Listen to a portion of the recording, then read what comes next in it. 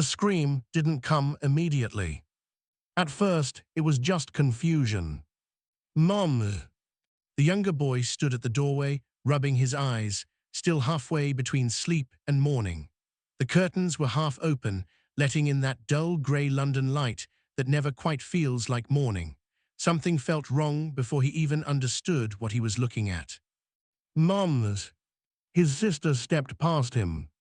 Then she froze. There was a silence so heavy it swallowed the room whole, the kind of silence that doesn't belong in a home. What is that? Her voice cracked before the scream finally came, raw, tearing through the walls, through the hallway, through whatever was left of their normal life. Because their mother wasn't sleeping.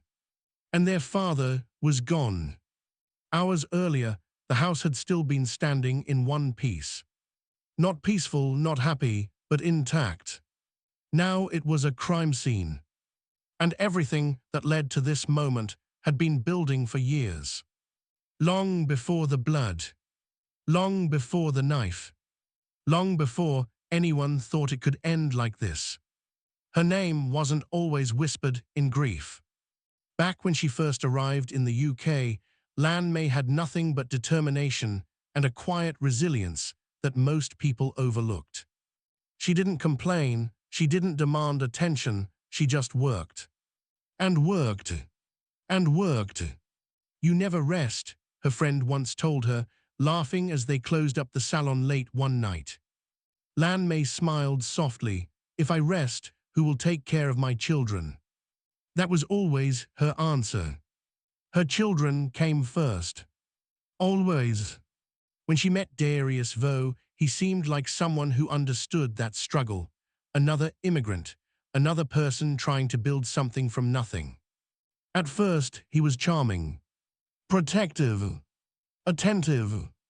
You shouldn't be doing everything alone, he told her one evening, sitting across from her in a small cafe. You need someone who's on your side. She believed him. And maybe, at the beginning, it was true. They built something together, a small nail salon tucked into a quiet neighborhood. It wasn't glamorous, but it was theirs. Customers came and went, days blurred into nights. Money was tight, but it was enough. It was always enough for her. But not for him. You're too soft, Darius would say sometimes, watching her give a discount to a regular customer. This is business, not charity. Lan Mei would shrug. If they come back, we earn more. But that wasn't really what bothered him. What bothered him was something harder to explain. Something quieter. Something that didn't show itself right away. At first, it was small. Who was that man? Which one? The one who came in earlier. He's a customer. He looked at you too much.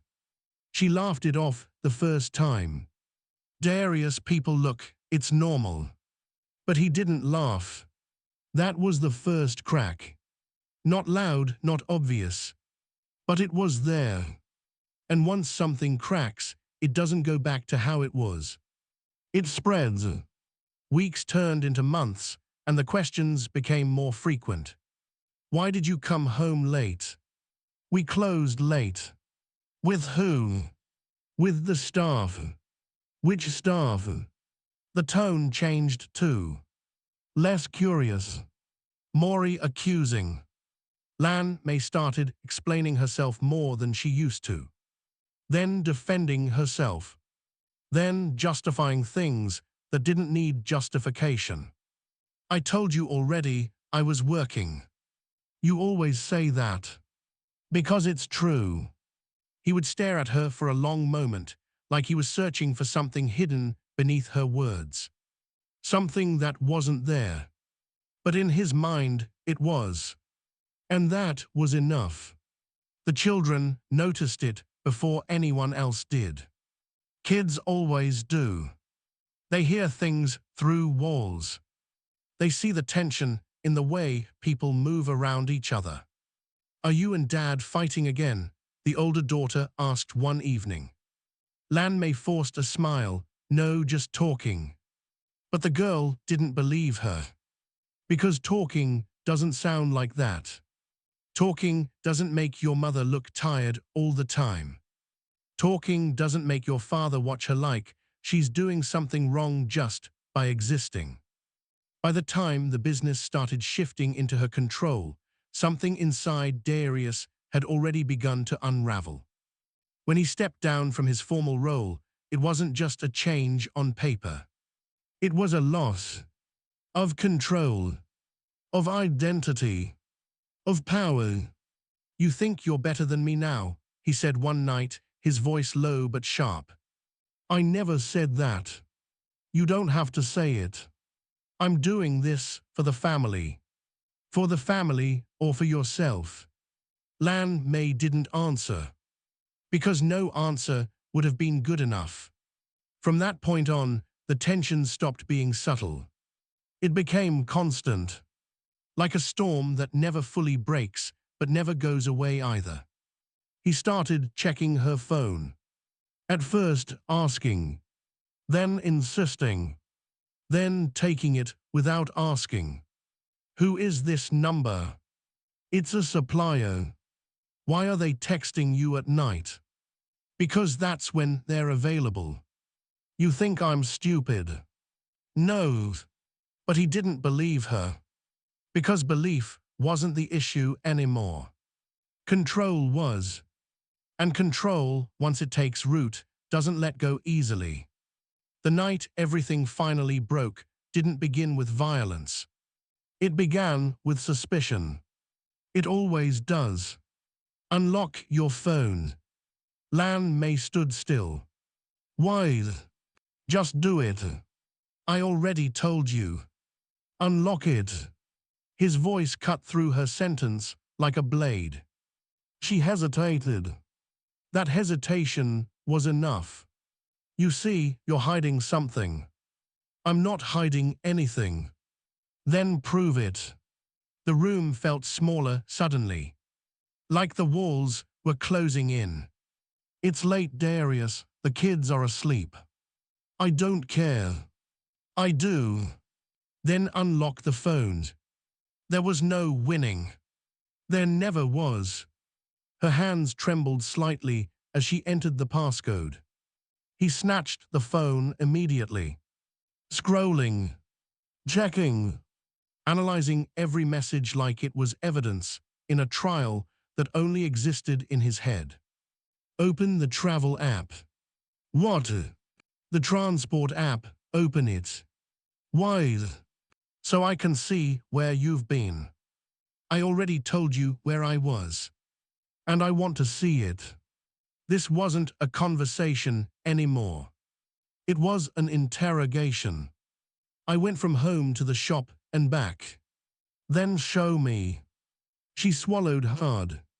Not because she had anything to hide, but because something about this moment felt dangerous, like crossing an invisible line.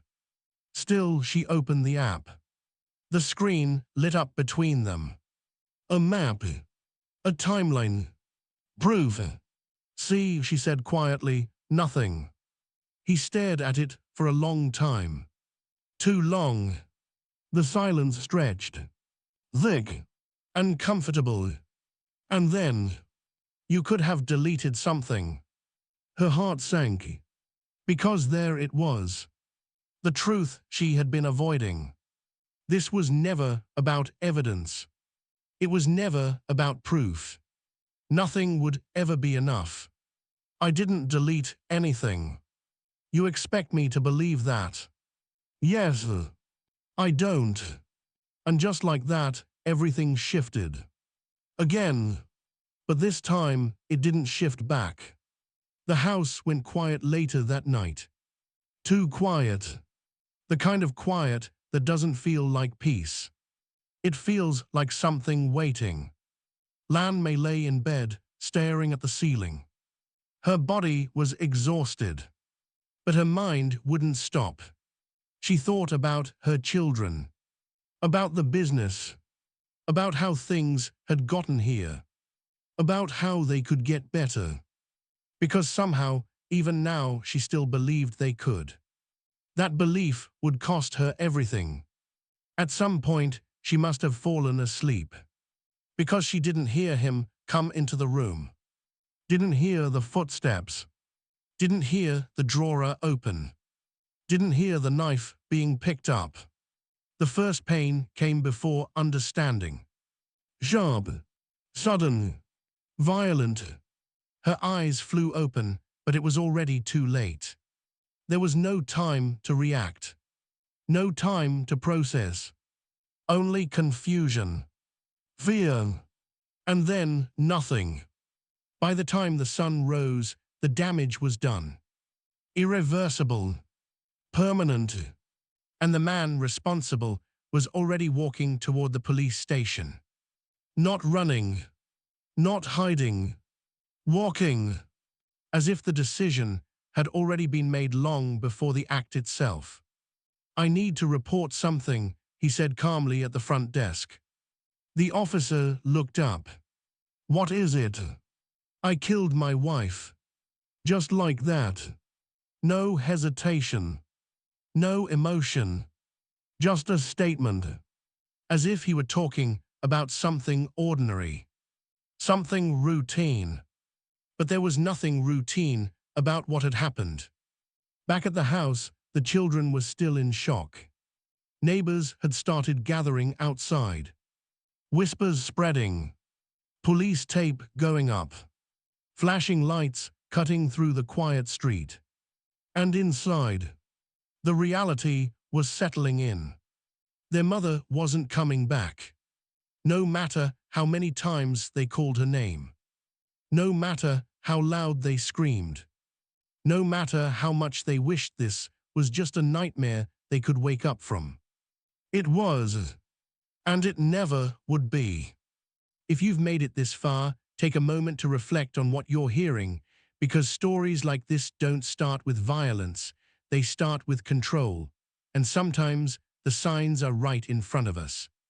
Make sure you like this video and subscribe, because we're about to go deeper into how this case unfolded, and what happened next will leave you questioning everything. Because this wasn't the end. Not even close, the house didn't feel like a home anymore. Even after the police had left, after the flashing lights disappeared and the crowd outside slowly thinned, something lingered in the air, something heavy, something that refused to leave. The children sat together in the living room, not speaking. No one told them what to do. No one knew what to say. Every sound felt louder than it should have been, the ticking clock, the hum of the refrigerator, the faint creak of the floorboards. Is she coming back? The youngest asked it so quietly, it almost didn't register. The older sister closed her eyes for a moment, like she was trying to find the strength to answer a question no child should ever have to ask. No, she said finally, her voice breaking, she's not. That was the moment it became real. Not when they saw her. Not when they screamed. But now, when the silence settled in and the truth had nowhere left to hide. Meanwhile, at the police station, Darius Vo sat in a small, cold interview room. Hands folded. Posture calm. Too calm. The kind of calm that makes people uneasy. An officer sat across from him, watching carefully. Do you understand why you're here? Yes. And you're willing to give a statement? Yes. All right, start from the beginning. There was a pause. Not hesitation. Just stillness. I thought she was cheating on me. The officer didn't interrupt. Didn't react. Just let him continue. I asked her to show me where she had been. She showed me, but it didn't feel right. What didn't feel right? I don't know, he said, shaking his head slightly. Something was off. Did you have any proof? No. Then why did you believe it? Another pause. Longer this time. Then he said something that would later be repeated in court, in headlines, in reports. I could feel it. That was it. No evidence. No confirmation, just a feeling. And that feeling had led to a decision that couldn't be undone. "Tell me what happened next," the officer said. I waited until she fell asleep. The room seemed to tighten around those words. And then I went to the kitchen, got a knife, and went back upstairs. The officer leaned forward slightly. "Why?" "I needed to stop it." "Stop what?" "The lies." There it was again. That same detachment. That same certainty. As if, in his mind, what he had done made sense. "I stabbed her." "How many times?" "I don't know." The truth was, he knew. But saying it out loud would make it real in a way he wasn't ready to face. 7 times. 7 deliberate, controlled movements. Not a struggle. Not self-defense. A decision. Back at the house, forensic teams worked methodically. Photographs. Measurements. Evidence bags. Every detail mattered. The knife on the bedside drawer. The position of the body. The absence of defensive wounds. No signs of a fight. Which meant one thing. She never saw it coming. That detail alone would later dismantle everything the defense tried to argue. Because this wasn't chaos. It wasn't sudden rage. It was calculated. Quiet. Cold. The kind of violence that happens when someone has already made up their mind. As the investigation unfolded, a pattern began to emerge. Messages. Witness accounts. Small details that, on their own, didn't seem significant. But together told a story. A story of control. Of suspicion. Of a man who had been unraveling long before that night. He used to ask about her all the time, one colleague said during questioning. Where she was, who she talked to, it was constant. Did she ever say she felt unsafe? The colleague hesitated. She didn't use that word, but she looked tired, like she was always trying to prove something. Another witness, a neighbor, recalled hearing arguments. Not loud enough to call the police. But frequent. Persistent. Mostly him talking, she said. Her voice was quieter. That detail stayed with investigators. Because it spoke volumes. Control doesn't always look like shouting. Sometimes it looks like silence. As the case built, the children were placed under care and surrounded by relatives and support workers. But no amount of support could erase what they had seen. Or what they now knew. Their father wasn't coming back either. Not as a parent. Not as anything they could recognize. The oldest daughter, Lynn, took on more than anyone her age should have to carry. Funeral arrangements. Legal discussions. Business decisions. All while grieving. "I don't have time to fall apart," she told a family friend one evening. "If I do, everything falls apart." But the truth was, things had already fallen apart. She was just trying to hold together what was left. The business, the small salon her mother had poured years into, became a symbol of that effort. A way to keep something alive. A way to honor her. "I'm going to keep it running," she said firmly. "Are you sure?" the friend asked gently. "Yes," Lynn replied. "She built it for us. I'm not letting it disappear." That decision would later become a turning point. Not just for her, but for the entire family. Because in the middle of tragedy, it gave them something to focus on. Something to rebuild. Months passed before the trial began. And when it did, the courtroom became the stage where everything would be laid bare. Every detail, every decision, every moment leading up to that night. Darius entered the courtroom without looking at anyone. No eye contact. No acknowledgement, just that same controlled demeanor, as if he were removed from the reality of what was happening. When asked to enter his plea, his voice was steady. Not guilty of murder, guilty of manslaughter. A ripple moved through the courtroom. Because this was the strategy. To admit the act, but deny the intent. To argue that something had snapped. That he wasn't fully responsible. That it wasn't planned. But the prosecution saw it differently.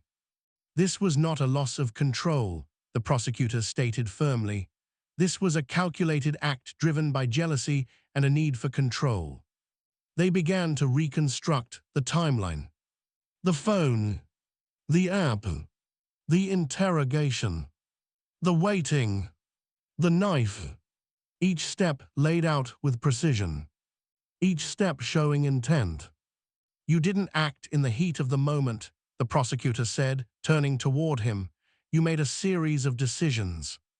Darius remained silent, because there was no answer that could change what had already been proven. Then came the psychological arguments. The defense introduced the idea that he wasn't thinking clearly, that something external had influenced him. At the time of the incident, he believed he was being controlled by a force beyond himself. The courtroom shifted again. Murmurs, confusion, skepticism. You're saying the devil made him do it? The prosecutor asked, raising an eyebrow. The defense didn't phrase it that way, but the implication was clear.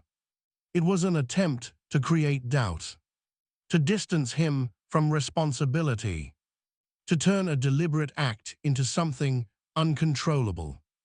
But the prosecution wasn't having it. There is no evidence of any mental condition that would impair his ability to understand his actions, they argued. What we do have is evidence of planning, control, and intent. Then came the most critical point. The absence of struggle. She was asleep, the prosecutor said quietly. She was vulnerable, and he chose that moment. That single detail cut through everything else, because it stripped away any illusion of chaos. There was no fight, no escalation in that moment. Only a decision and execution. The jury listened. Carefully, closely, because this wasn't just about what happened. It was about why, and whether that why changed the crime. Days of testimony, hours of deliberation, and then the verdict. The courtroom held its breath. Guilty of murder. The words landed heavily. Final. Unavoidable. For the first time, something shifted in Darius's expression. Not shock, not remorse, just a flicker. As if for a brief second, the reality caught up with him. Then it was gone. Sentencing came days later. The judge didn't rush, didn't soften the words. This was a brutal and calculated act of violence against a woman in her own home, a place where she had every right to feel safe. The courtroom was silent. You chose to end her life while she slept. That level of vulnerability makes this crime particularly grave. Lynn sat in the front row, her hands clenched tightly. Listening, processing, holding everything in. You will serve life imprisonment with a minimum term of 19 years. 19 years. It sounded like a long time. But for the family, it didn't feel like enough. Because no sentence could bring her back. No amount of time could undo what had been done. As Darius was led away, he didn't look back. Not at his children. Not at the courtroom. Not at the life he had destroyed. And just like that, it was over. Legally, but not emotionally. Because for the family, the real journey was just beginning. Grief doesn't follow a timeline. It doesn't end with a verdict. It lingers. It changes shape. It shows up in moments you don't expect. Like when Lynn opens the shop in the morning and instinctively looks toward the back room, expecting to see her mother there. Or when the younger ones hesitate before calling out Mom from another room before remembering. Those small moments, those quiet reminders, they hurt the most. But slowly, something else begins to take shape. Strength, not the kind that erases pain, but the kind that carries it, transforms it. Lynn stands behind the counter one evening, closing up. A customer pauses before leaving. "You're doing a good job," she says softly. Lynn nods. "Thank you." After the door closes, she looks around the shop. The same chairs, the same mirrors, the same space her mother built. And for a moment, she allows herself to feel it all. The loss, the anger, the love. "I'm still here, Mom," she whispers. And in that moment, it's not just about survival anymore. It's about legacy. If you've stayed with this story until now, you already understand something important. This wasn't just a crime of violence. It was a crime of control that escalated over time. And that's the part we can't ignore. Because the signs were there. The questions, the monitoring, the need to dominate. These are not small things. They are warnings. And recognizing them early can save lives. So if this story moved you, make sure you take a moment to like this video. It helps more people see it. Subscribe if you want more deep, real true crime breakdowns like this. And most importantly, share your thoughts in the comments. Do you think this could have been prevented? Or was it always heading toward this ending? Because sometimes the most dangerous stories are the ones that don't look dangerous at first. And by the time they do, it's already too late.